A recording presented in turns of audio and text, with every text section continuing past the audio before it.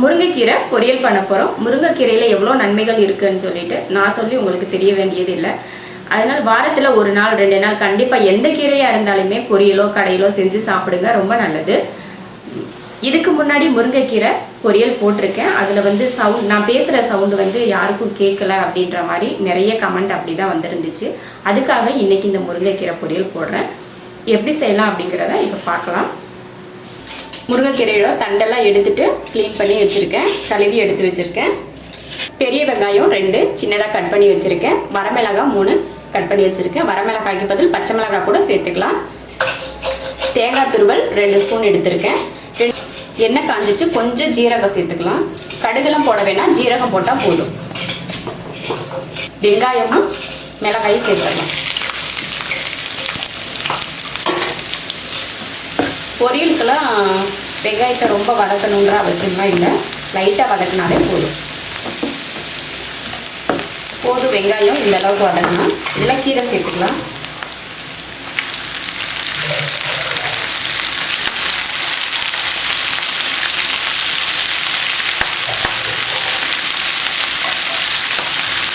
கீரைக்கு தேவையான உப்பு,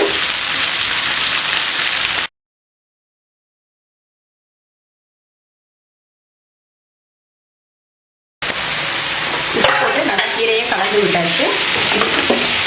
உப்பு போட்டு கீரையை கலந்து விட்டாச்சு. கொஞ்சம் தண்ணி சேர்த்துக்கலாம். கீரை வேகிறதுக்காக ஒரு 1/2 டம்ளர் தண்ணி ஊற்றிருக்கேன்.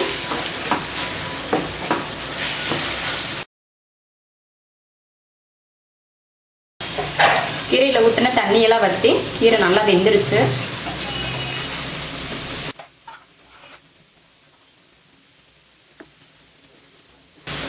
கீரை வெந்துருச்சு. இப்போ தேங்காய் சேர்த்துக்கலாம்.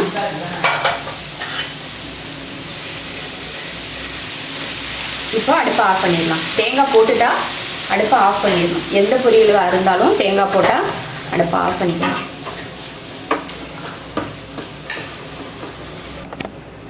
அவ்வளோதான், தேங்காய் போட்டு கலந்து விட்டாச்சு. முருங்கைக்கீரை பொரியல் ரெடி ஆயிடுச்சு.